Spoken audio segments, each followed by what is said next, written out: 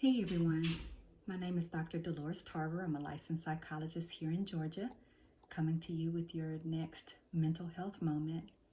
And today we're going to be talking about socialization and sexual behaviors. So, a lot of you may have heard in the media a rapper talk about exposing his children, his male children, to oral sex and pornography in an attempt to make sure that they grew up to be men as opposed to being gay.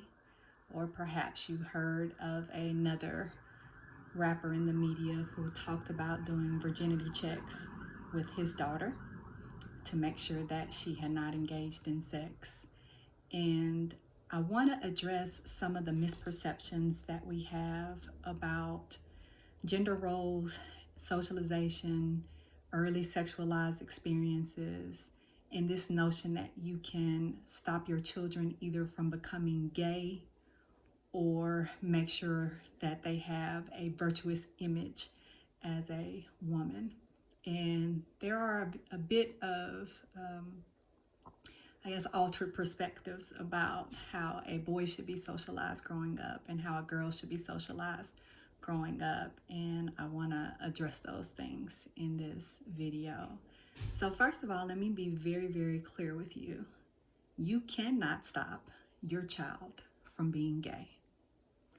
Sexual development, identity development, gender development, orientation, these are constructs that are influenced by things, but in a large way are innate. They are shaped by the things around us, but who we like has a tendency to be based on the people that we find attractive, the people that we have some connection to. And so, unfortunately, for those of you who are doing negative things because you have heard in media somewhere that you can either pray being gay out of your child or make sure that your daughter is going to be a virgin if she stays prayed up or reads a lot of scripture, or you only expose them to people that you want them to grow up to be like, those are myths and fallacies.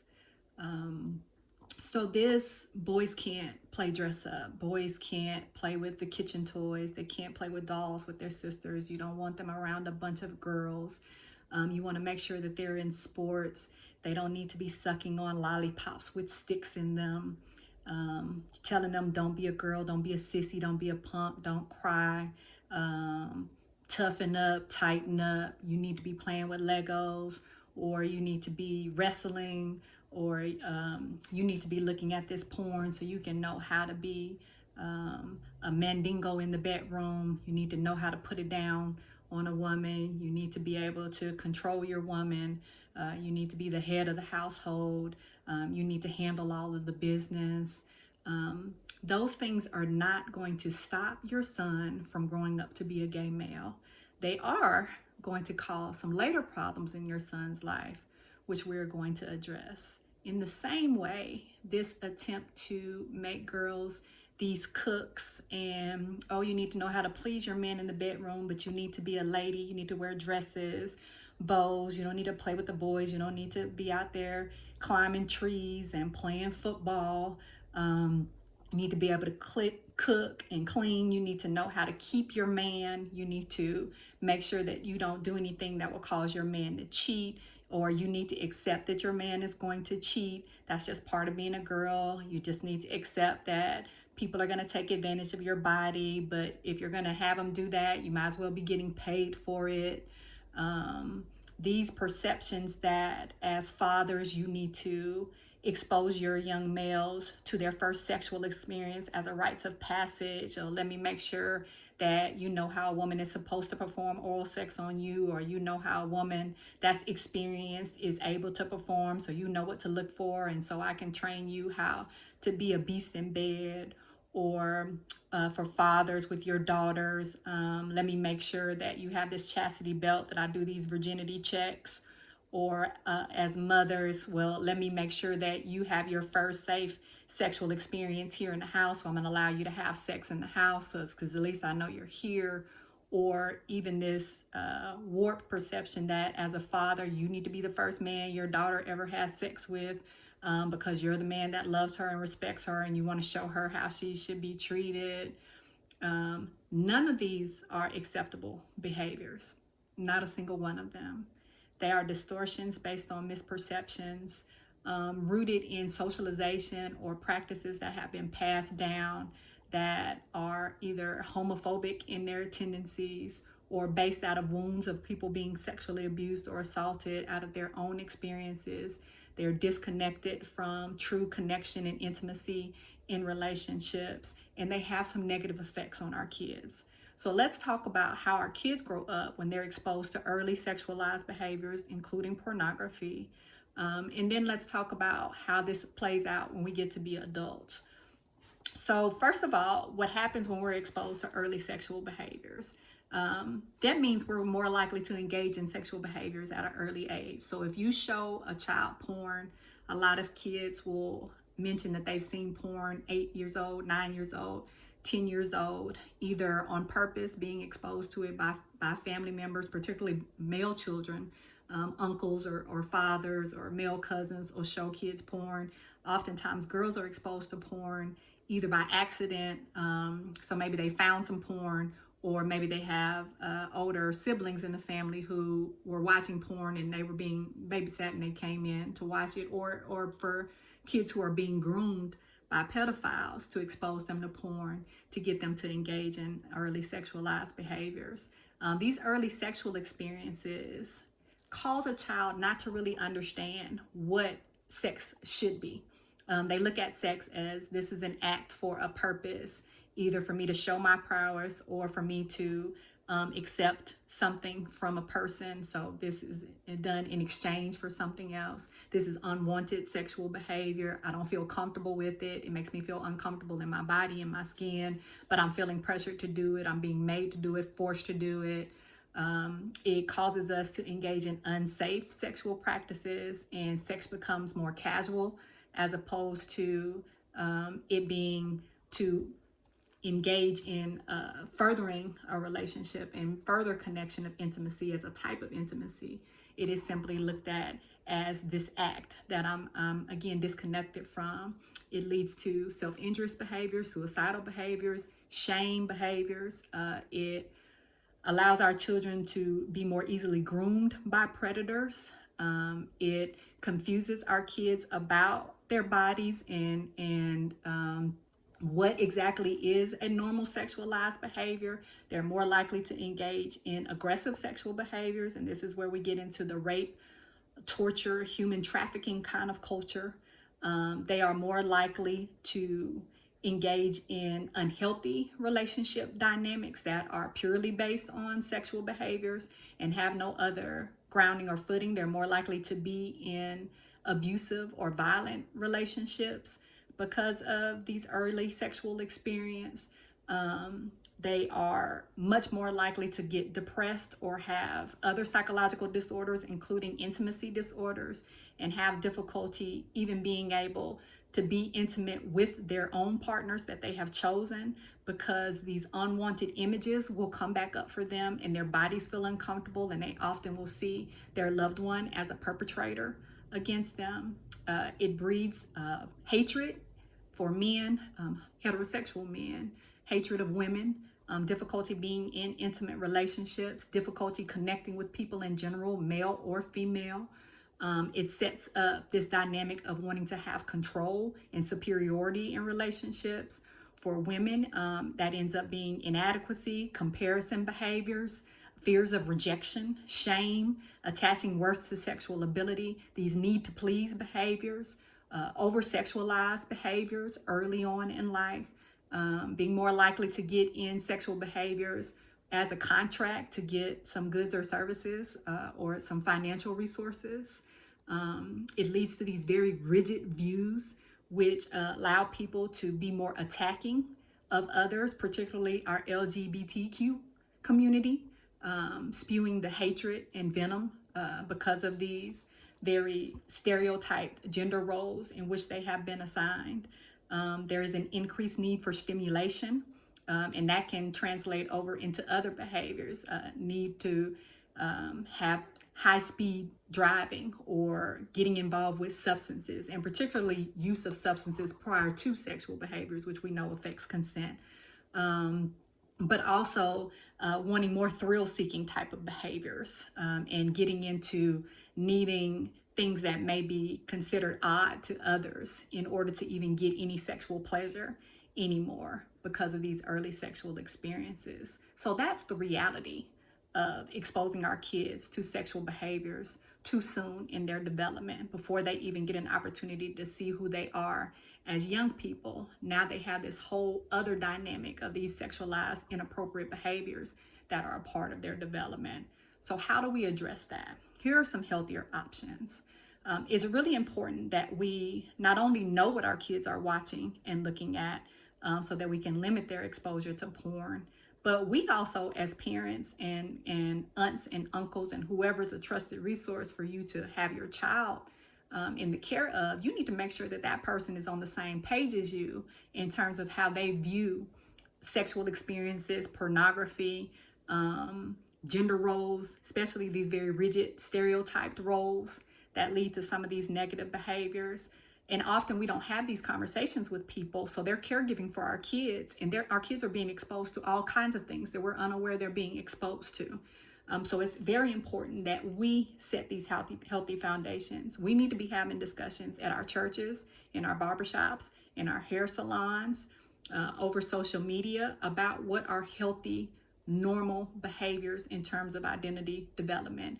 Not what social media says, not what porn says, but what is a healthy development of a relationship look like?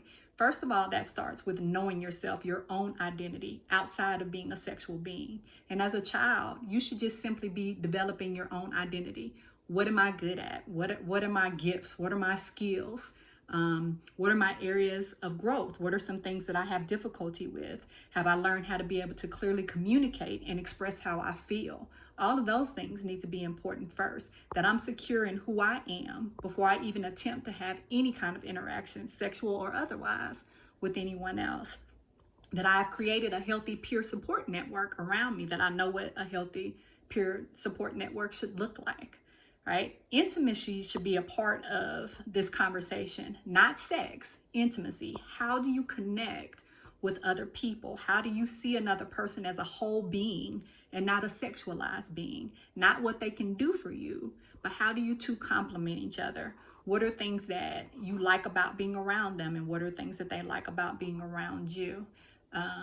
We have got to model healthy relationships that include self-worth. Because oftentimes when we feel inadequate and insecure, we have worth issues, that leads us to sexual behaviors that we may not necessarily want or be fully on board with, simply because I don't want this person to leave me. I want to be accepted. I want to be able to have somebody choose me, no matter the cost to myself or my body. We need to learn how to take care of our bodies. Part of development is understanding how you feel about you. So how do I keep myself clean? How do I make sure that my hygiene is good? What do I know about healthy sexual practices? What do I know about protection? What am I allergic to? What are some of the things that could be damaging for me because maybe I have conditions that certain sexual positions or certain sexual behaviors and practices might exacerbate a condition? I need to understand how to communicate those things and feel comfortable talking to people about it. We need to have clear conversations with our young people about sexual violence and consent. That we don't have sex when we're both under the influence and aren't able to consent, or one of us is. Then we need to make a decision that we will not be having sex tonight, because this person is not in a position to be able to state whether or not they truly want to engage in sexual behavior. We need to talk to our kids about rape. We need to talk to our kids about sexual abuse, molestation, what happens when you are involved in a relationship with someone who has been abused previously. What are some of the things that could trigger them that you need to be aware of? We need to talk to our kids about how social media will influence them. But that's media on the TV, as well as on all of their social media pages, will influence them to be more sexualized, right? These are the things that get likes. when we post pictures of ourselves, particularly accenting sexualized parts of our bodies.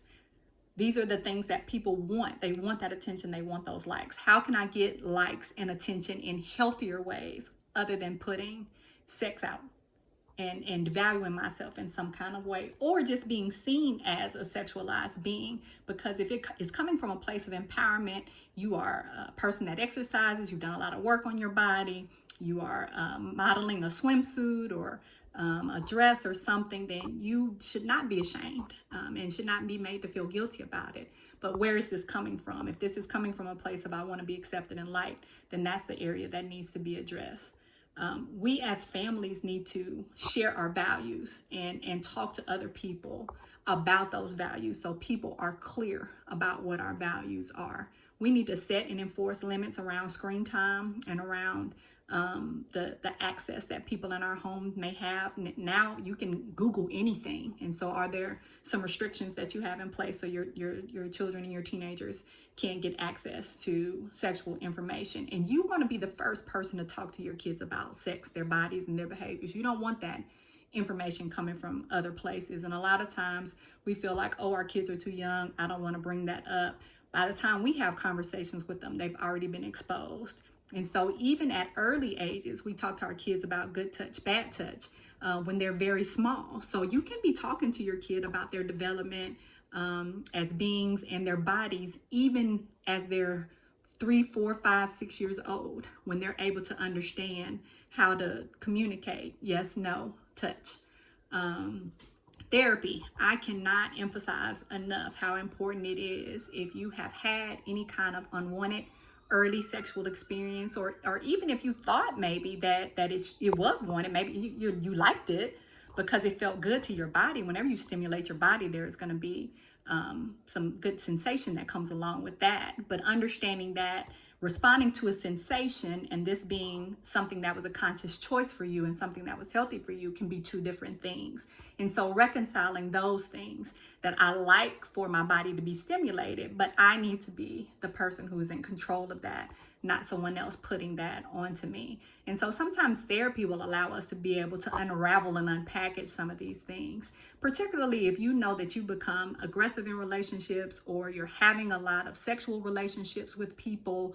It's hard for you to connect and have intimacy. And I know for some men, this is you taught like, oh yeah, being a hoe is a great thing. Like you need to be out there with a bunch of different women, but you really need to stop and ask yourself, why is that acceptable? Why is that something that I think would be a positive? Where is that coming from? Who implanted that information in my mind? In the same way for young ladies, well, this is how I get ahead. This is what I get. This is what I need to take care of myself. Where does that come from?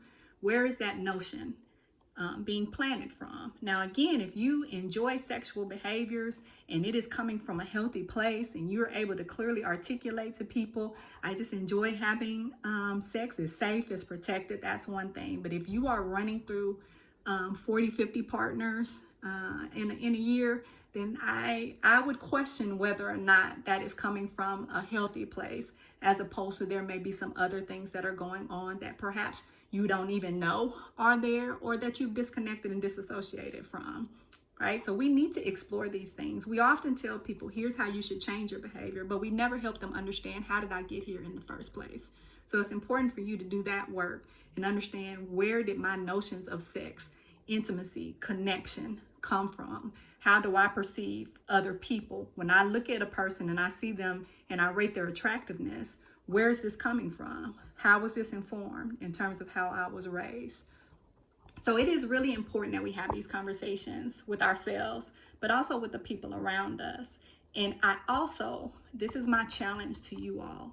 It is never, ever okay for an adult to have sex with a child. Ever okay. So regardless of how you perceive, oh, well, I was in college and this was a 16-year-old. If you were in college because you just turned 18 and you're a freshman and this is the girl you have been dating who is a junior in high school now, or a senior in high school now, that is very different than you being 25, 26, 27 years old, dating. We're not even going to call it that because it's not dating.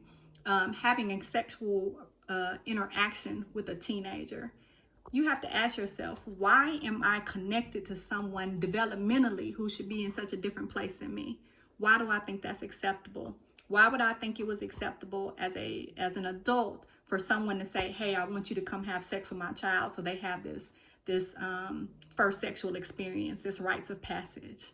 As an adult male, like, I need to be the one having sex with my daughter so she'll know what it's like to be treated like that. None of that is okay. And so I need for you to know that, and so that when you hear that, you can address people and not just let that slide, because this is why this is a cycle in our community, because we're not addressing it. Okay, so you have a voice and you have the ability to be able to address these things. I know that we're still trying to figure out how to get the message around, but if each one of us shares it, if each one of us is teaching our kids healthy behaviors, talking to our friends about healthy behaviors, then that's a start. So I encourage you to be that voice for people that may not even know that they have this dysfunctional background and understanding. Okay? Be encouraged.